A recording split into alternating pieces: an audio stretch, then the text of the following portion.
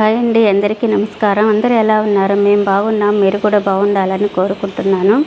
ఇది మాకు తెలిసిన వాళ్ళ తోటలో అవిసె పువ్వులు దొరికాయండి. అవిసె పువ్వులు అంటే అగస్త్య పువ్వులు అని కూడా అంటారు.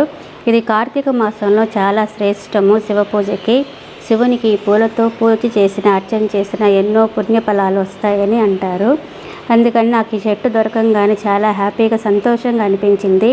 చాలా పువ్వులు కోసుకున్నాను. సరే, అందరికీ కూడా పంచవచ్చు కదా అని నేను ఇక్కడికి మా ఇంటికి తెచ్చుకున్నానండి. అందరికీ ఇస్తాము, వాళ్ళు కూడా సంతోషంగా శివయ్యకు పూజ చేసుకుంటారు కదా అని.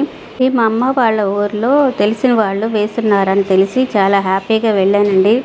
ఇంకా చూడంగానే నాకు ఎంత సంతోషం వేసిందో అసలు చెప్పలేను.